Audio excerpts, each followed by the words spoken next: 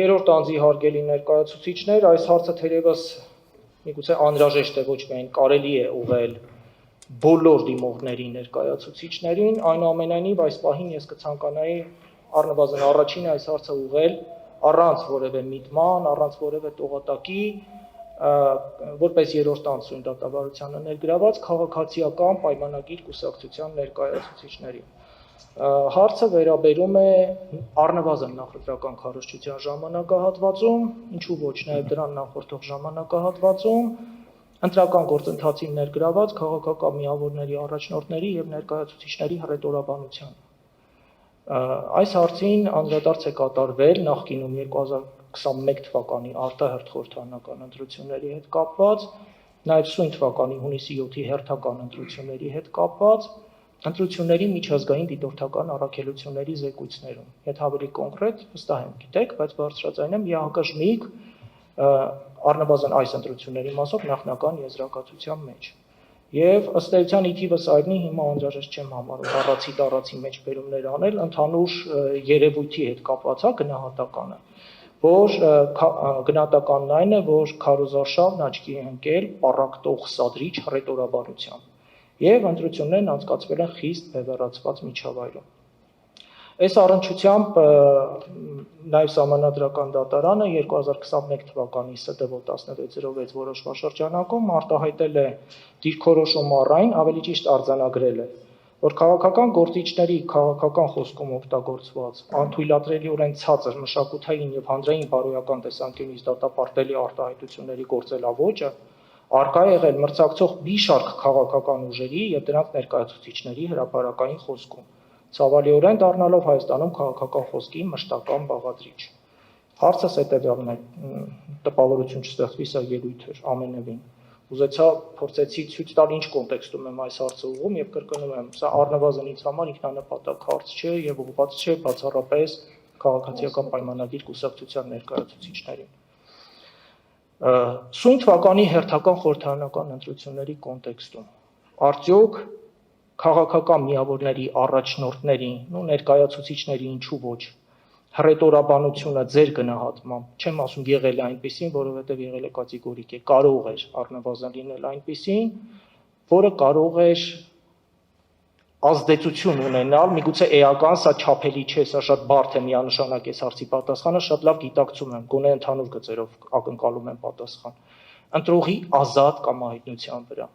Եվ վերջնարդյունքում արդյոք սա կարող էր որևէ ազդեցություն գործել ընտրությունների վերջնական պատկերի վերջնարդյունքի վրա։ Շնորհակալություն։ Բարձր դատարան, միանգամից պատասխանելով ձեր հարցին կարծում եմ ոչ, այսինքն վերջնական արդյունքի վրա էական ազդեցության տեսանկյունից միանշանակ չէր կարող գործել, քանի որ դուք ձեր խոսքի մեջ շեշտադրեցիք հենց ընտրողներին եւ դա երեք շատ հստակ առանձնացնում էր նաեւ իմ կողմից գործընկերներին ուղղված հարցերում, կարծում եմ, որ հատկապես ընտրողներին ուղղված որևիցե խոսք,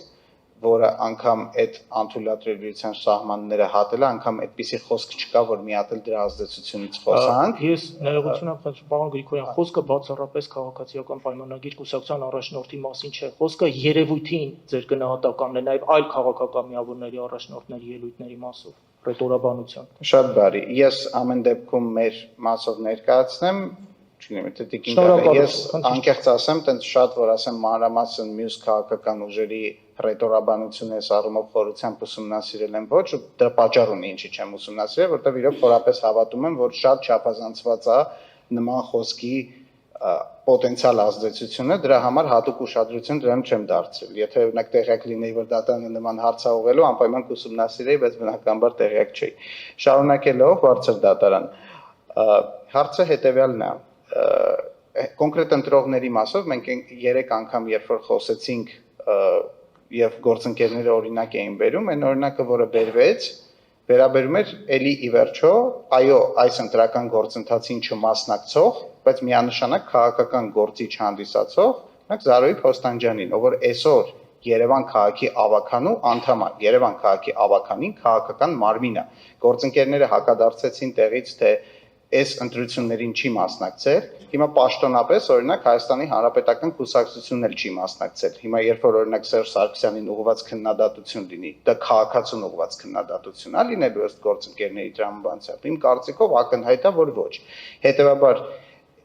հստակ տարանջատենք քաղաքական հակառակորդներին։ Ունեցել ենք նաև դրվագ, որ դիմակավորված անձինք բռնության կոչերով անպատասխան տեսանյութը տարածվել էր, դրա այսինքն քաղաքական հակառակորդներին եւ կոնկրետ այդ դեպքում վարչապետը հնչեցել է շատ կոշտ, շատ սուր խոսք, բայց նորից խնդրում եմ արձանագրել եւ ձեր հարցի կոնտեքստում կարծում եմ դա շատ կարեւոր է, որ ընտրողներին ուղղված այդպիսի խոսք չի եղել։ Եվ վերջինը ինչ կուզեմ ասեմ, ինչ ասել եմ նաև 2021 թվականին բարձր դատարան։ Կարծում եմ մենք նաև պետքա շատ կարևոր է որ հաշվի առնենք միջավայրը, որում այդ խոսքը հնչեցվում է։ Եվ որ օրինակ պարոն Վարդևանյանը Սահմանադրական դատարանում կաշկանդվածություն է զգում մեջբերումներ անելուց։ Ես այդ կաշկանդվածությունը հասկանում եմ, որովհետև այս դահլիճի միջավայրը, բարձր դատարանի դատավորների ներկայությամբ միջավայրը այլ բառապաշար եւ այլ կոնտեքստ է, քան քարոզարշավի ընթացքում